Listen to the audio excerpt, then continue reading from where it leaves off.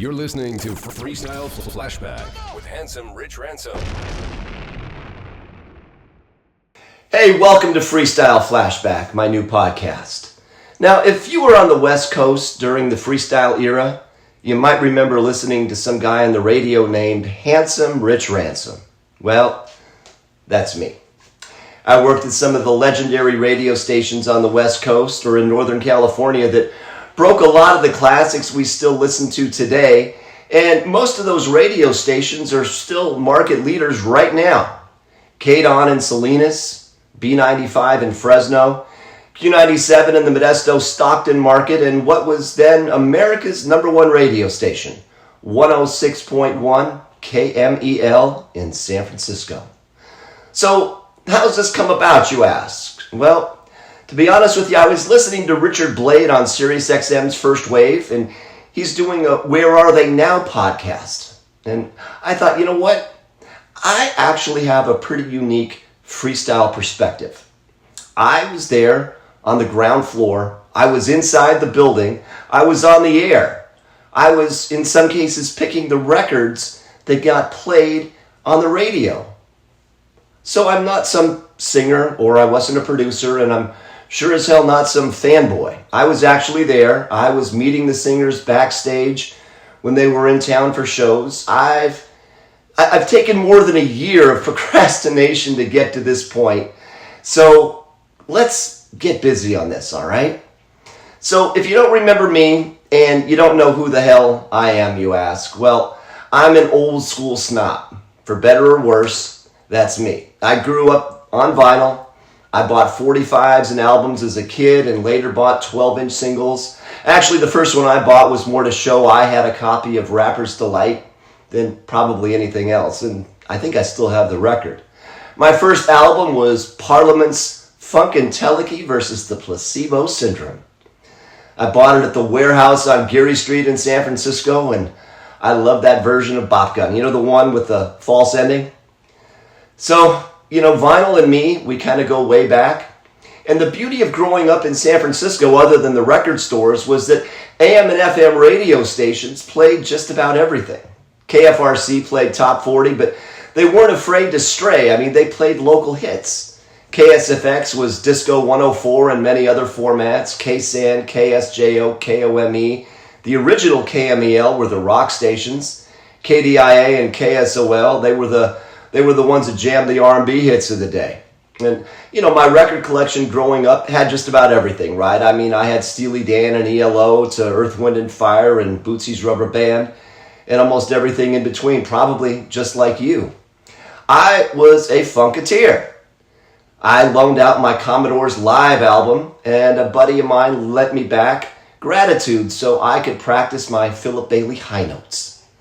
And if you're under the age of 35, you got no clue what I'm talking about. But if you aren't, you know, because you were there. You did the same damn thing. So after college radio, I got an internship at KRQR in San Francisco, and that led to my first commercial radio job at KREO in Santa Rosa, California. I did weekends, overnights, and it was basically for gas money.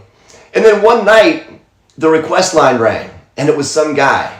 And he was asking me if I would be interested in spinning records at this nightclub slash bar slash pub down the block in Rohnert Park, actually down 101 in Rohnert Park. Now, I had fiddled around with some Technics 1200s at the college station and in the production studio where I had my internship and all of that, but I had never done anything live.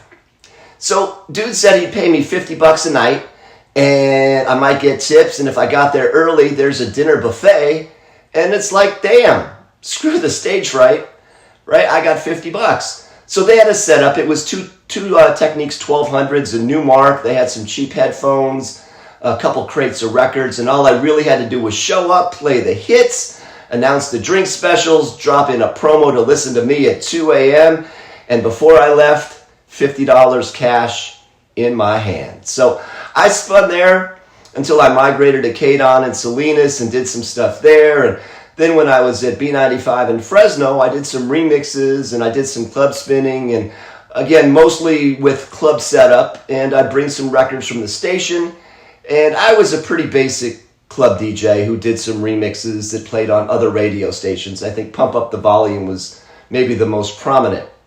But I'm the first to tell you that I was really nothing special with the turntables and the mixer. So anyways, after a stop in Modesto where I was the music director, we broke record after record there, mostly small label freestyle stuff. I got to KMEL in San Francisco, and I pretty much knew my club DJ days were, let's just say, done. Cameron Paul, you know the name. He was huge when I was a teenager in the Bay Area. And by the late 80s, you know, he was just a godlike figure in the DJ club remix world.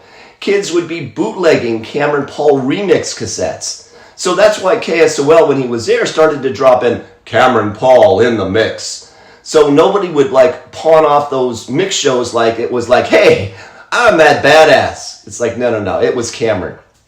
So now I'm getting a paycheck from the radio station, the legendary KMEL, the same radio station that employs the GOAT, Cameron Paul. But also the legendary Michael Erickson, Theo Mizuhara, Alexander Mejia, Billy Vidal, music director Hash Garelli even did some remixes. He spun at local gay clubs. I was in the presence of greatness top to bottom. And I knew I should let my turntable days go. Michael Erickson, may he rest in peace, out of the kindness of his heart, offered to mentor me and help me get gigs, but I knew it was time. So, okay, I was good, certainly not great. Sometimes you just know when to hang it up. Well, anyways, my club days were now behind me, and I was fortunate enough to still have like label connections, and I stayed on a lot of mailing lists over the years, and combined with like weekly trips to Rasputin's. If you're from Northern California, really anywhere in the world, you probably know Rasputin's. And I built up a vinyl collection. It was crazy. And I've been sitting on these boxes for years and years and years, boxes and crates in one of my garages, and I'm finally getting those records out. I've been hoarding them, right? And it's like the new generation of turntable wizards need these records. 25,000 records I had in one of my garages. That was a starting point. I started downsizing, and anyhow, just getting these to the kids that hopefully can learn on vinyl instead of just thinking that all music starts with an MP3 file and a laptop screen and jumping up and down playing pink and bright blue vinyl. Anyhow, getting all of that out of the way, that is my story. I'm sticking to it. Now stick around, please. Bookmark my site. My blog is freestyleflashback.com. Subscribe to me at the YouTube channel, which is Freestyle Flashback Podcast, or wherever you get your podcasts.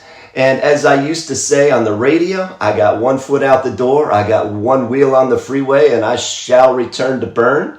Come on back, it's going to be pretty exciting.